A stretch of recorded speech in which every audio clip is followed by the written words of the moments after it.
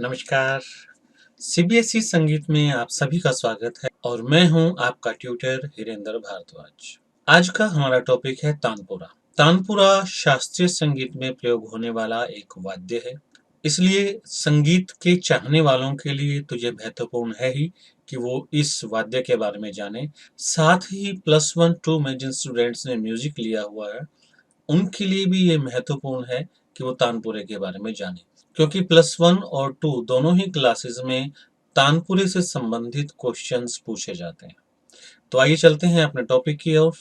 तानपुरा भारतीय संगीत का मुख्य वाद्य है।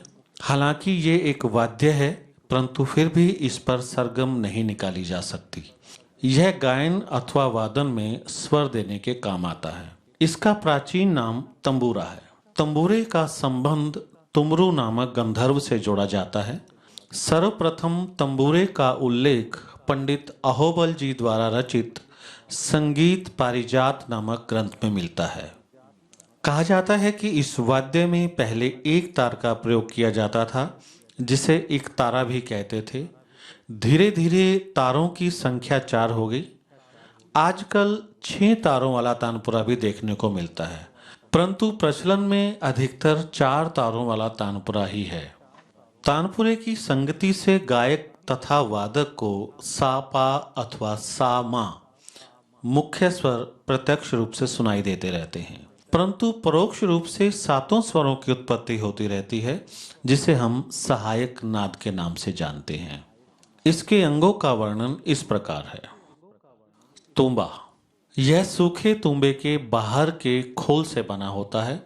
तुम्बा एक प्रकार का फल है जो जंगली कद्दू जैसा होता है। जब यह पक जाता है तो इसे तोड़ लिया जाता है। इसका आकार नीचे से गोल और ऊपर से कुछ चपटा होता है, और क्योंकि यह अंदर से खोखला होता है, खाली होता है, इसके कारण तारों की झंकार उत्पन्न होती है और स्वर गूंजते हैं। तबली, इसे आप तुम्बे का ढक्कन भी कह सकते हैं। तुम्बे को ढकने के लिए ऊपर चपटी फट्टी लगाई जाती है, जिसे तबली कहते हैं। इसी तबली पर ब्रिज रखा जाता है। ब्रिज, तबली पर हाथी दांत की बनी एक छोटी सी चकोर चौकी रखी जाती है, जिस पर चारों तार स्थिर किए जाते हैं। इसे घुड़च या घोड़ी भी कहा जाता है। आजकल यह प्लास्टिक अथवा फाइबर की बनाई जाती है। डांड, लकड़ी का खोखला सा डंडा जो तुम्बे के साथ जुड़ा होता है। इसमें खूंटियां लगी रहती हैं और इसी के ऊपर से गुजार कर तार लगाए जाते हैं। लंगोट, तुम्बे के नीचे का वो हिस्सा जिसमें तार बंधे रहते हैं उसे लंगोट कहते हैं। गुल, डांड और तुम्बे को जिस जगह से जोड़ा जाता है उस स्थान को, उस जोड़ को गुल कहा जाता है। इसे गुलू भी कहते हैं। अटी तथा तार गहन, डांड के ऊपर खूंटियों की ओर प्लास्टिक अथवा हाथी दांत से बनी 2 फट्टियां लगी रहती हैं, जिसमें से एक के अंदर सुराख होते हैं, जिसे तार गहन कहते हैं। इन्हीं सुराखों में से चारों तारें गुजारी जाती हैं तथा दूसरी पट्टी जिसमें सुराख नहीं होते, उस पट्टी के ऊपर चारों तारें टिकाई जाती हैं, रखी जाती हैं।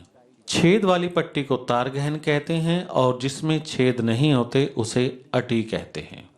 खूंटियां, तानपुरे के चारों तारों को स्थिर करने के लिए लकड़ी की बनी खूंटियां तार गहन के बाद लगाई जाती हैं, जिसमें तानपुरे के सभी तार बंधे रहते हैं और इन्हीं खूंटियों के द्वारा तारों को बांधा जाता है तथा स्वर में मिलाया जाता है।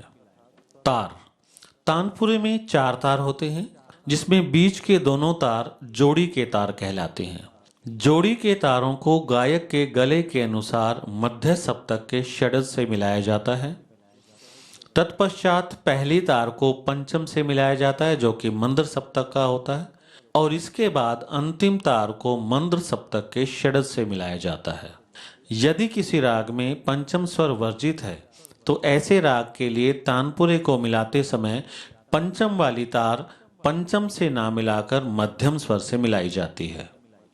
मन के, घुड़स से लंगोट तक चारों तारों में मन के पिरोए जाते हैं।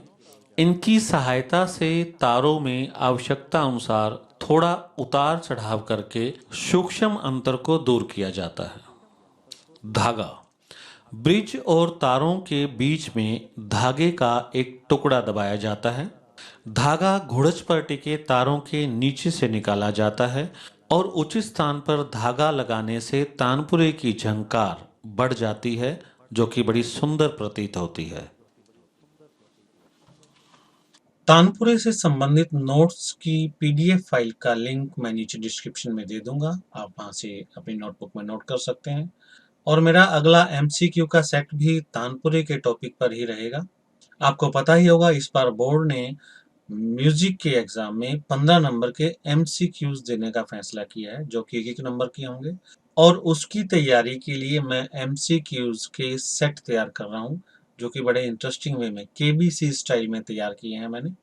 उम्मीद है आपने देख लिए होंगे, और नहीं देखे होंगे तो उसका लिंक भी मैं नीचे डिस्क्रिप्शन में दे रहा हूँ। आज के लिए इतना काफ़ी है। और अगर आपको मेरा ये प्रयास पसंद आया हो तो प्लीज़ सब्सक्राइब और शेयर करना मत भूलिएगा, ताकि आपको मेरे आने वाले वीडियोस के बारे में जानकारी मिलती रहे। फिर मिलते हैं अगले टॉपिक के साथ, तब तक के लिए नमस्कार।